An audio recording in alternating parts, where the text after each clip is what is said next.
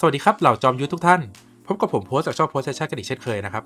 คลิปนี้จะมาอัปเดตข้อมูลจากทาง Official เกี่ยวกับแพทเหอซีที่เริ่มในวันที่ 6 มีนาคมนี้นะครับโดยแพทนี้จะถูกเล่าออกมาเป็น 3 บทตามพื้นที่และเนื้อเรื่องที่ต่างกันออกไปดังนี้นะครับบทแรกจะมาในเดือนมีนาคมอยู่ในพื้นที่เจดเกตพาสนะครับและบทที่ 2 ก็คือเหลียงโจจะมาในเดือนเมษาและบทที่ 3 ชิงชวนจะมาในเดือนพฤษภานะครับผมถ้าพร้อมแล้วเชิญรับชมได้เลยครับก่อนอื่นเลยเรามาเริ่มจากบทแรกกันเลยหมายเหตุเล็กน้อยนะครับกว่าคลิปนี้จะลงแพทอาจจะเข้าแล้วแต่ผมอยากเล่าภาพรวมให้ฟังแบบเป็นเรื่องราวนิดหน่อยนะครับเพื่อให้เวลาเราเข้าไปเล่นเนี่ยมันไม่ได้เป็นแค่แผนที่ใหม่แต่มันมีความหมายมากกว่านั้นแฮช 1.4 ด่านประตูหยกจันทราส่องสว่างหรือชื่ออังกฤษโฮมอฟาเรามาเริ่มกันที่การเข้ามาของแผนที่ใหม่บริเวณระเบียงทะเลทรายเขือซีณเจดเกตพาสหรือด่านประตูหยกนะครับแผนที่ใหม่นี้จะมาพร้อมกับโปรเกตการสำรวจใหม่ของรางวัลใหม่ชุดใหม่และระบบการเดินทางใหม่อย่าง Mystic Skill Moon Leaf Morph นะครับแปลงร่างเป็นปลาแล้วว่ายสู่ทะเลทรายนะครับเอาไว้เดินทางกันได้เลยเดี๋ยวไว้ไปลองดูกันในเกมได้เลยครับโดยตามในประวัติศาสตร์จีนนะครับที่เนี่ยไม่ใช่แค่ด่านแต่มันเปรียบเสมือนเส้นแบ่งระหว่างทะเลทรายตะวันตกกับอาณาจักรอันยิ่งใหญ่ของราชวงศ์ถังในยุคหนึ่งด่านนี้เคยเป็นเหมือนประตูของโลกที่ประกอบไปด้วยศูนย์กลางการค้าเส้นทางการเดินทางและการแลกเปลี่ยนวัฒนธรรม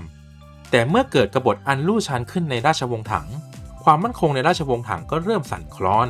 จึงต้องมีการเรียกกำลังพลทั่วดินแดนกลับสู่เมืองหลวงเพื่อปราบปรามกบฏซึ่งการเรียกรวมพลนี้รวมไปถึงเขตปกครองชายแดนทางตะวันตกของทะเลทรายที่อยู่เลยด่านประตูหยกไปอย่างอานซีเขตปกครองนี้ถูกตั้งขึ้นเพื่อรักษาทะเลทรายผืนนี้ให้ยังคงเชื่อมต่อกับแผ่นดินใหญ่ของราชวงศ์ถังทหารจำนวนมากจึงเดินทางจากอานซีกลับไปปกป้องเมืองหลวงอย่างฉางอันทำให้เหลือกำลังพลที่รักษาที่อานซีไม่มากนักเพียงประมาณ10,000 นายเท่านั้นโดยทหารที่รักษาการที่อานซีนี้จะถูกเรียกว่าผู้พิทักษ์แห่งอานซีด้วยเหตุนี้ในช่วงเวลาที่กำลังพลระเบียงทะเลทรายเหอซีของราชวงศ์ถังได้อ่อนกำลังลงทางอาณาจักรใกล้เคียงอย่างทิเบตได้ฉวยโอกาสบุกยึดพื้นที่ระเบียงทะเลทรายเหอซีที่เป็นที่ตั้งของด่านประตูหยกทำให้การสื่อสารการส่งกำลังพลและเสบียงระหว่างอานซีและฉางอันถูกตัดขาดอย่างสิ้นเชิงเป็นเวลาหลายสิบปีแต่ถึงกระนั้นพวกเขายังทำหน้าที่เดิมยังเป้าดินแดนเดิมยังถือคำสาบานเดิม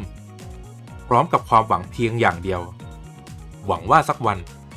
จะได้กลับบ้านแม้สุดท้ายวันนั้นอาจไม่เคยมาถึง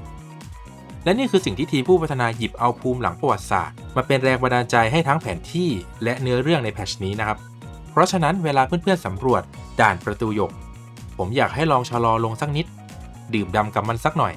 แล้วฟังสิ่งที่สถานที่พยายามจะเล่ามันไม่ใช่แค่ทะเลทรายไม่ใช่แค่ซากปรักหักพังแต่คือเรื่องราวของผู้คนที่ยืนหยัดอยู่ไกลบ้านเพราะความภักดีและเชื่อในความหวังต่อมาจะเป็นบอสใหม่2ตัวที่เข้ามานะครับบอสคนแรกก็คือกัวซินผู้บัญชาการคนสุดท้ายของผู้พิทักษ์แห่งอันซีที่จะมีการเรียกวิญญาณของเราผู้พิทักษ์เนี่ยมาช่วยโจมตีและสามารถย้อนวัยกลับไปเป็นหนุ่มเป็นแน่นนะฮะมาตบเราได้อย่างหนักหน่วงและเขายังเป็นบอสของแคมเปญใหม่ไวท์คราวอาร์มี่กองทัพมงกุฎขาวอีกด้วยตัวถัดมานะครับเป็นบอสโรค Wandering Ark เรือผีที่ร่อนเร่ไปในทะเลทรายเหมือนกำลังตามหาอะไรบางอย่างนะครับฟีลเหมือนใครเคยดูนะเก่ามากแล้วแอนิเมชัน Monster House นะผมว่าตัวคล้ายๆกันเลยโอเคมาถึงสิ่งที่ทุกคนรอคอยกันมาเนิ่นนานนะครับสายวิชาอาวุธใหม่นะครับแต่ยังไม่ใช่ดาบถังนะดาบถังมาเมษาครับนะเมษาแบมบูคัตดัสหรือสายร่มปลาและโซ่ควงกวาดหมดไม่สนลูกใครนะครับเป็นวิชาที่ประสานโซ่และร่มเข้าด้วยกันจากที่ดูเนี่ยเหมือนจะโดดเด่นในการโจมตีหมู่ต่อสู้กับมอนจำนวนมากนะครับเดี๋ยวยังไงแพทเข้าแล้วมาลองดูกันในไลฟ์ได้เลยครับนอกจากอาวุธใหม่ก็ยังมีศาสตร์ลับหรือมิติสกิลใหม่เช่นกัน Root of the Tide เสียงขลุ่ยแห่งสายน้ำวิชาเป่าขลุ่ยทำดาเมจวงกว้างใช้ได้จริงแค่ไหนไม่รู้นะฮะแต่มีมแน่นอนครับไปลองกันนะแมปไปแล้วบอสไปแล้วนะครับอาวุธก็มาแล้วต่อไปก็ต้องเนื้อเรื่องใหม่สิครับจะไม่มาได้ยังไงใช่ไหมครับมาเริ่มกันที่เควสในเรื่องหลักอย่างเบอร์แลบแซกกระสอบผ้าป่านตัวเปิดซีรีส์เควส Questioning the Moon at ฉางอันหรือถามจันณนครฉางอันเรื่องราวของการนำพาคัมภีร์ปริศนากลับสู่บ้านเกิดเห็นในไลฟ์บอกว่าเราจะได้เล่นเควสนี้จากมุมมองของ NPC อย่างตัวลุงในคลิปเนี่ยแหละครับเพื่อให้พวกเราเนี่ยได้เข้าถึงเนื้อเรื่องมากขึ้นถือเป็นการเล่าที่แปลกใหม่สำหรับเกมนี้เลยนะครับผมนี่รอชมเลยถัดจากเนื้อเรื่องหลักก็ต้องมาต่อที่เจียงหูเลกาซี่หรือตำนานแห่งยุทธภพรอบนี้จัดกันมาเต็มๆครับ3 ตอนกันเลย ตอนแรกมากับชื่อ In a Quiet Night ในค่ำคืนที่เงียบสงบตามเรื่องเล่าแต่การก่อนนะครับการมองไปที่ดวงจันทร์ในทะเลทรายเหอซีเนี่ยจะเห็นภาพและเสียงสะท้อนแห่งอาณาจักรถังอันรุ่งเรืองในอดีตมาต่อตอนที่2 Desert Without Sail ทะเลทรายที่ไร้การล่องเรือนะครับที่เป็นการเกริ่นนำถึงสถานีน้ำพุสวรรค์กองทัพมงกุฎขาวและเรือที่ร่อนเร่ไปในทะเลทรายที่ส่งเสียงคร่ำครวญความโศกเศร้าไปตามทางที่มันร่อนเร่ไปและตอนสุดท้ายตอนที่3บ่อน้ำแห่งความหวังเสาะหาความจริงของบ่อน้ำนี้ผ่านการเดินทางสู่เมืองที่ถูกฝังโอเคครับตัวคอนเทนต์ใหม่ในเนื้อเรื่องแล้วก็แมปต่างๆเนี่ยก็ครบไปแล้วนะครับเรามาดูในส่วนที่เกี่ยวข้องกับการพัฒนาตัวละครกันต่อเลยครับอย่างแรกเลยคือการปลดเลเวล 86-90 นะครับโดยจะเริ่มในวันที่ 20 มีนาคมพร้อมกับของเทียร์ใหม่เลเวล 86 และ Enchantment เลเวล 41-45 เตรียมอัพของใหม่กันได้เลยครับและแน่นอนของเทียร์ใหม่ก็ต้องมาพร้อมกับดันใหม่ในส่วนของฮีโร่เรียมจะเป็นบอสหนู3ตัวหรือเตาหลอดนะครับและเทพแห่งความโลภ God of Avarice หรือก็คือบอสท่านเปานั่นเองโดยรอบนี้จะปลดมาเป็น2ระดับเลยนะครับก็คือระดับเลเวล 81 ในวันแพทเข้าและระดับเลเวล 86 ในวันที่ 20 มีนาคมระหว่างรอเลเวล 86 เนี่ยเราก็ไปลองลงดัน 81 ฝึกไว้ก่อนได้นะครับพอ 86 มาก็จะได้รู้สึกว่าเรารู้วิธีและรู้เมคานิกแล้วต่อมาในส่วนของซอสไทเอลนะครับจะเป็นบอสเจ้าทั้ง2นะครับก็คือเจ้าแห่งแม่น้ำ River Master และเจ้าแห่งโลงศพ Coffin Master นะครับที่จะมาในวันที่ 20 มีนาคมแต่ตัวซอสไทเอลเนี่ยจะมีแค่เทียร์เลเวล 86 นะครับไม่มี 81 เหมือนฮีโร่เรียมนะและส่วนสุดท้ายก่อนจะไปอีเวนต์กันนะครับก็คือการรีเซ็ตการท้าทายไทปิงแมโซเรียมนะครับในวันที่ 20 มีนาคมอย่าลืมไปทำเพื่อรับของรางวัลพัฒนาตัวละครกันแบบจุกๆนะเป็นยังไงกันบ้างครับเราก็มาถึงครึ่งทางของการอัปเดตแล้วคอนเทนต์ใหม่ๆมากันตึมเลยจะได้มีอะไรทำกันแล้วนะโอเคต่อมาเรามาพูดถึงส่วนของอีเวนต์นะครับเดี๋ยวผมจะขึ้นวันที่ให้นะครับว่าอีเวนต์ไหนเนี่ยมันเข้าเมื่อไหร่แล้วผมจะไม่พูดถึงในคำอธิบายแล้วนะครับจะได้ทำให้มันสั้นลงแล้วก็ลื่นไหลขึ้นนะมาที่อีเวนต์แรก Mid Season Sprint นะครับจะเป็นอีเวนต์ที่มีเควสรายสัปดาห์ให้เราทำเพื่อเก็บรางวัลนะครับอันนี้ทั่วไปไม่มีอะไรมากครับ